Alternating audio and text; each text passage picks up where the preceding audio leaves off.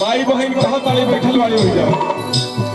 तीन दिन से भूखल बनी छठ की बरतिया वही है सूरज शिव सागर घाट पे घाटिया।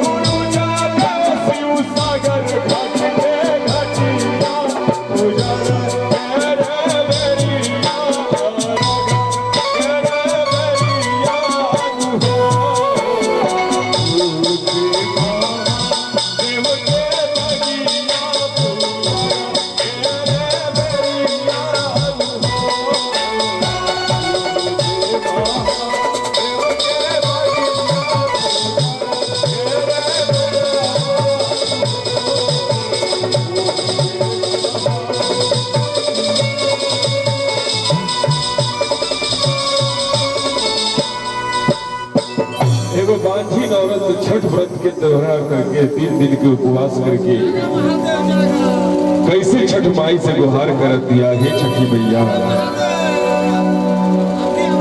हर रोई रोई काहे बजनिया,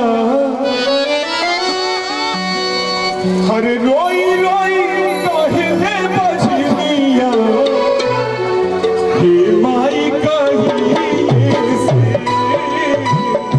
हे माई कहीं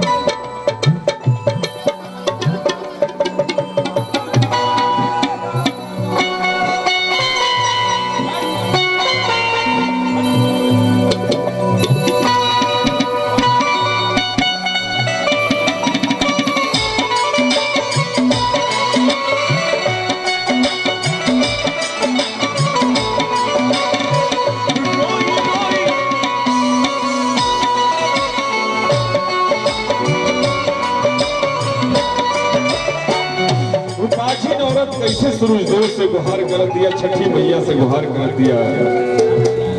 गोदिया में देना एक ललाना, गोदिया में देना तू ललाना, ये माई कही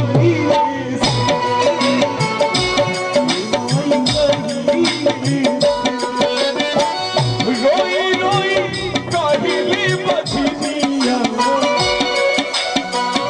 रोई रोई कहली बछिया,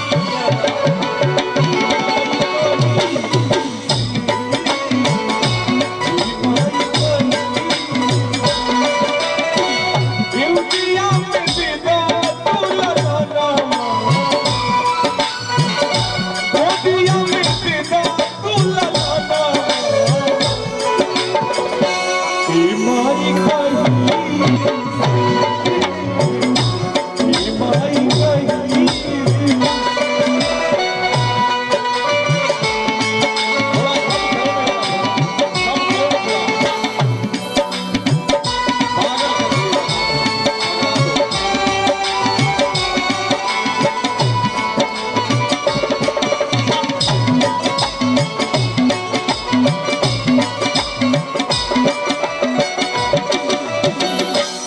छोटी बात तोहार हमको दी, माई तोहारा के हम बिछोरी, गोदिया में ललाना दे तू, माई तोहारा से हम बिछोरी, गोदिया में ललाना दे तू, माई तोहारा से हम कही, गोदिया में ललाना दे तू, माई तोहारा से हम कही, रोई रोई मांगले बछिया, रोई रोई मांगले बछिया, ई माई कही माई कही गोदिया में देगा तू ललाना, गोदिया में देगा तू ललाना, ई माई कही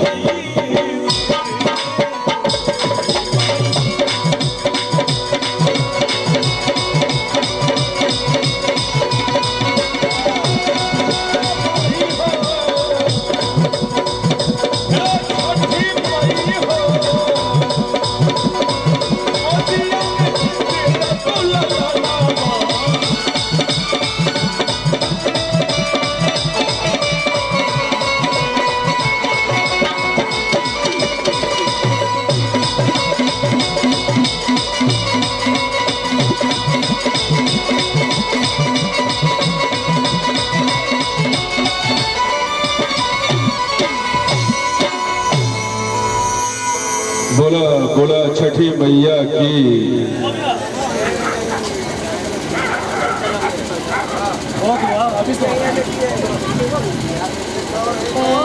हो गया हो गया।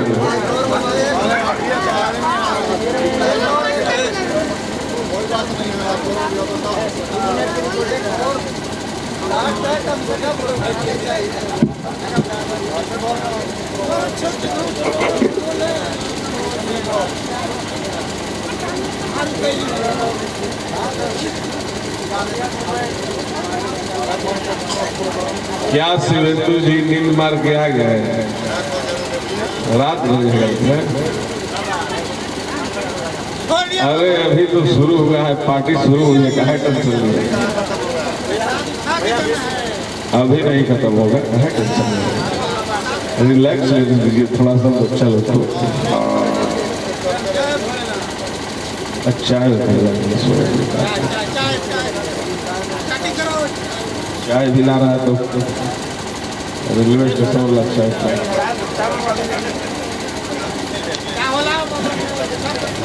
अरे सुबह तो चाय पिलाता। रेलवे स्टेशन वाला चाय ला रहा है। देखो ये कौन पाउडर कौन दूध का चाय ला रहा है।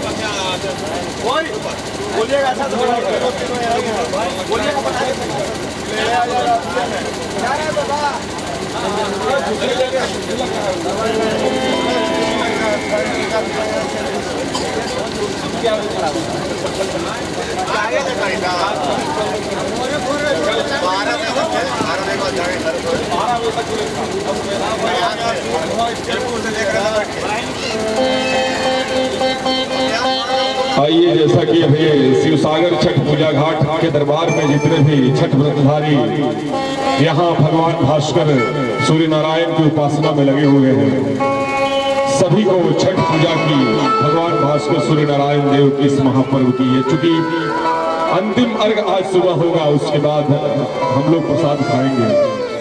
3 दिन का उपवास छूटेगा व्रतधारियों का।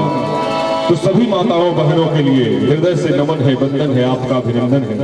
भगवान भास्कर सूर्य नारायण देव आपकी इस उपासना को सफल करें, आपके समस्त मनोकामनाओं को पूर्ण करें। आइए इस छठ माँ के दरबार में चलते हैं।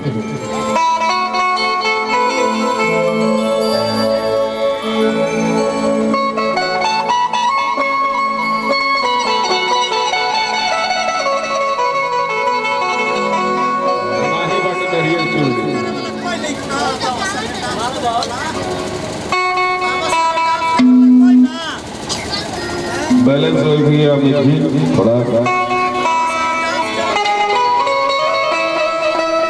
एगो माई के भक्त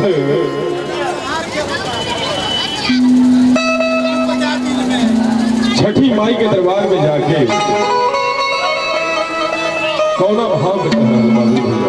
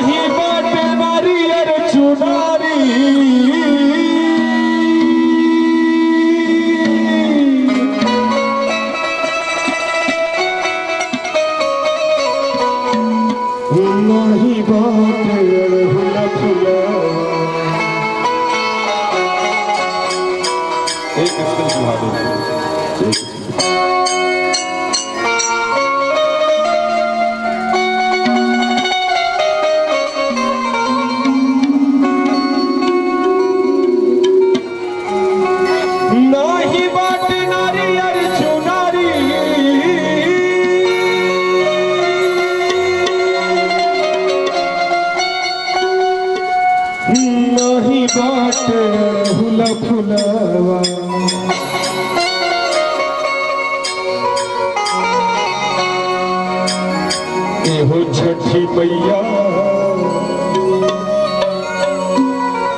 ए हो छठी मैया,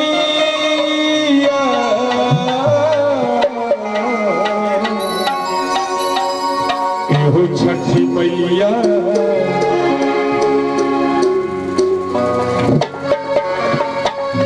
माई के सरनिया भजनिया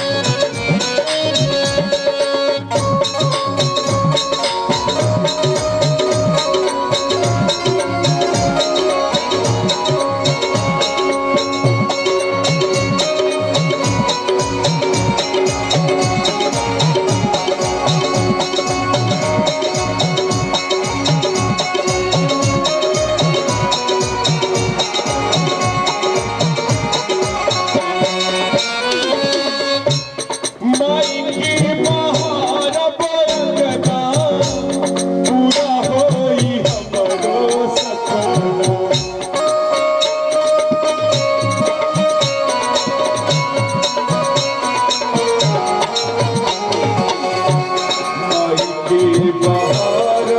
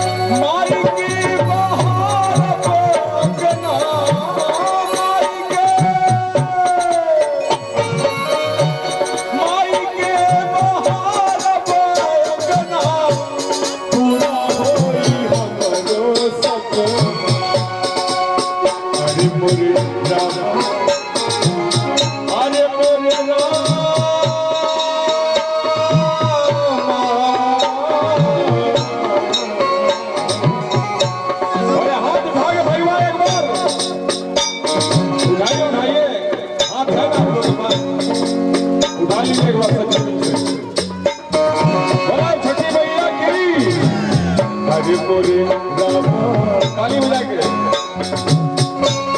घंटवा बजाई के माई के जगाई बहोर अरे बोले घंटवा बजाई के माई के जगाई बहोर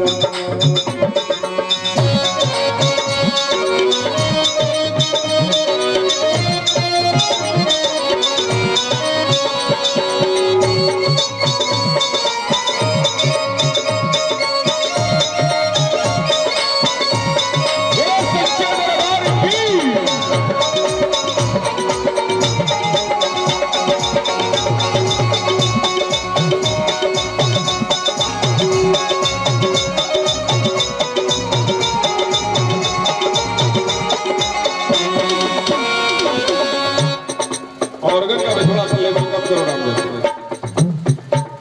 नाम बाबू शंकर सुगम हम नाही जानी सरगम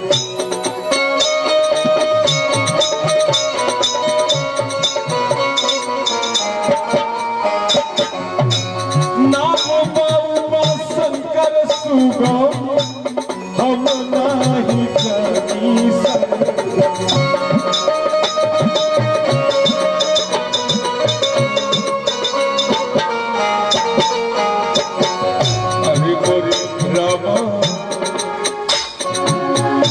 अरे मोरे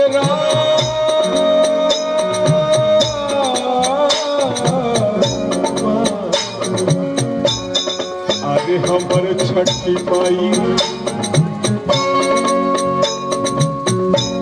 सेवादारी कई के सेवकिया कहाई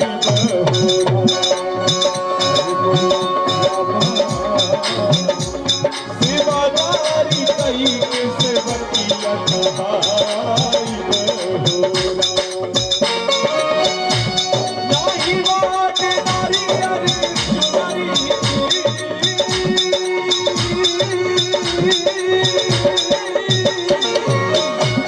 नाही बात नारी अरे चुनारी नाही बात अड़हुल फुलावा अरे बोले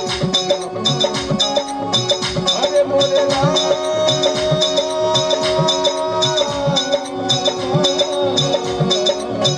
अरे बोले माई की सरनिया भजनिया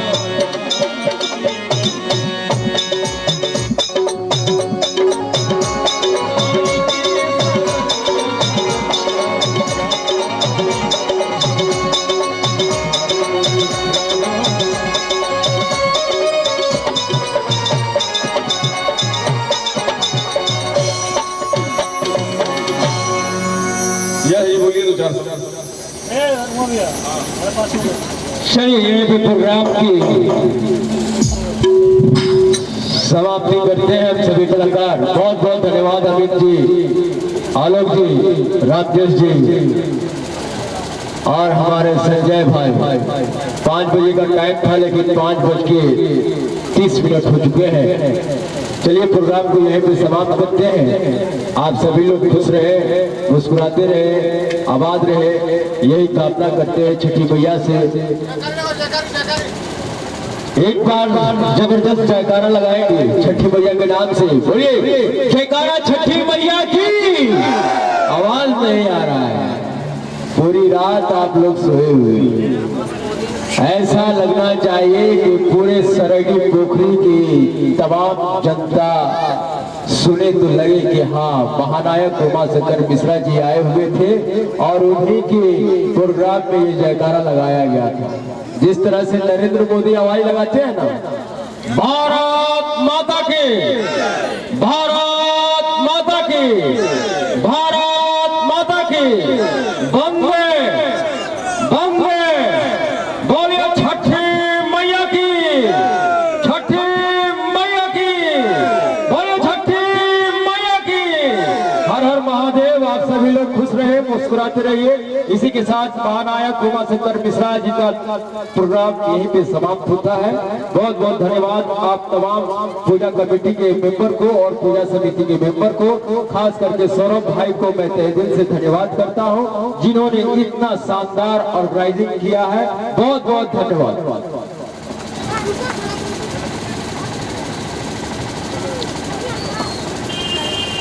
क्या सौरभ जी कुछ कहना है क्या? बताइए, आपका दिल नहीं तोड़ेंगे, टेंशन मत लीजिए। सुना दे रहे हैं गाना, क्या 2 गाना सुना देंगे, क्या करेंगे, समाप्ति के बाद भी चालू हो जाएगा। अरे हम तो दिल जीतने आते हैं, और जब दिलों को जीतने की कला आ गई तो समझो कि कामयाब होते हैं। अगर दिल नहीं जीत पाए तो किसी काम के नहीं तुम। हमारे सौरभ भाई थोड़ा निराश लग रहे हैं, हम चेहरे देख के चेहरा पढ़ लेते हैं।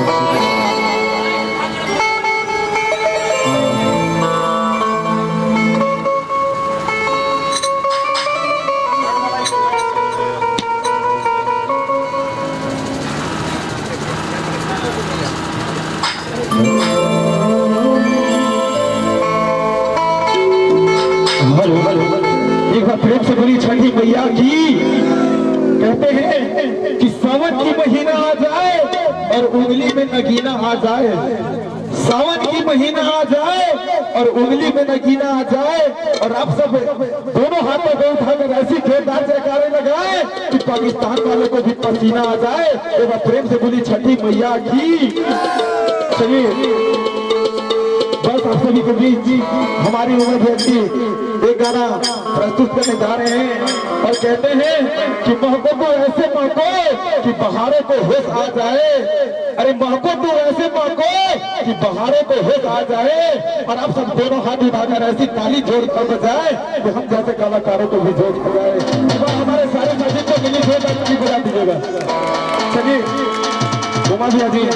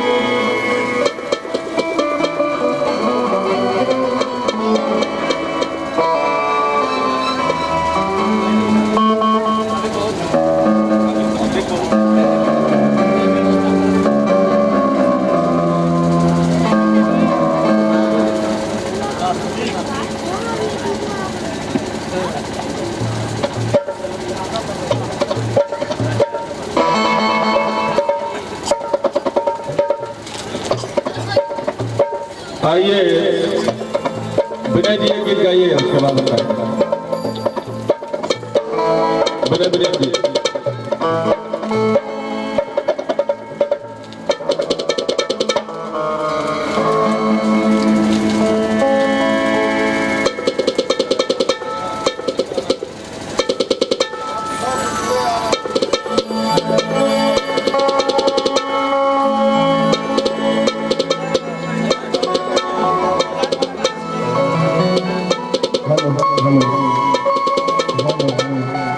क्या बात है। हेलो हेलो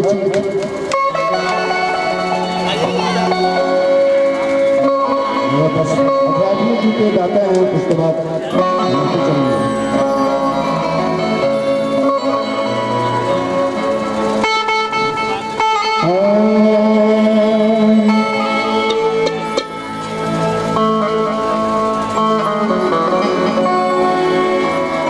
लास्ट में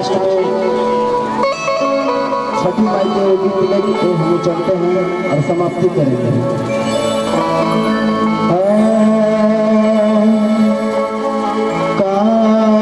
चाही बास के बहंगिया बहंगी लचकत जाए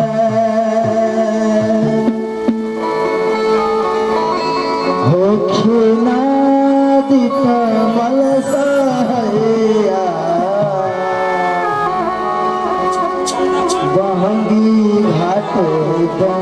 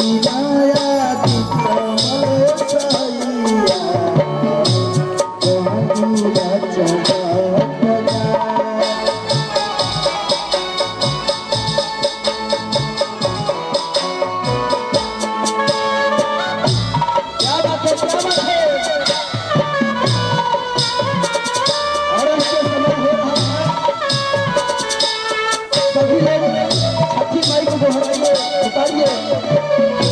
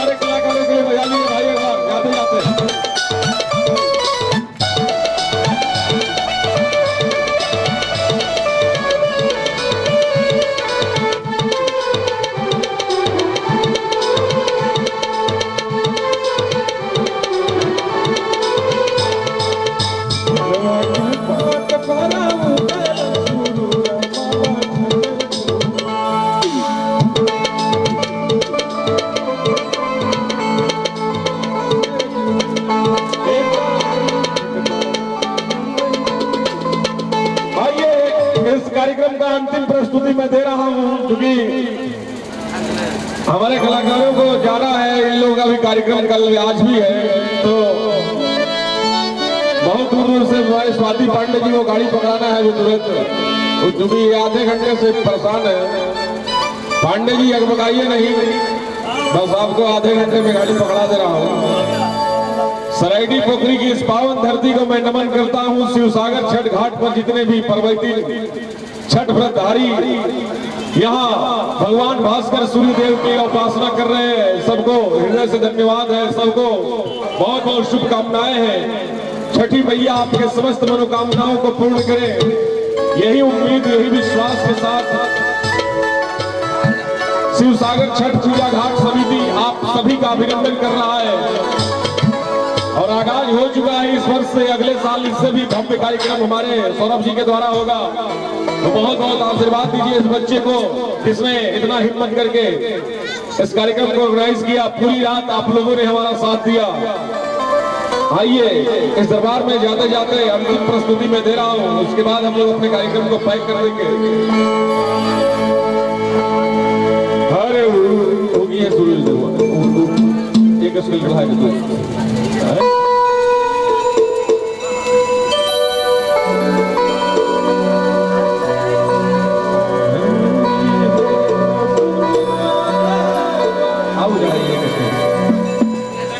बढ़ा दीजिए, फाड़ देंगे हाँ।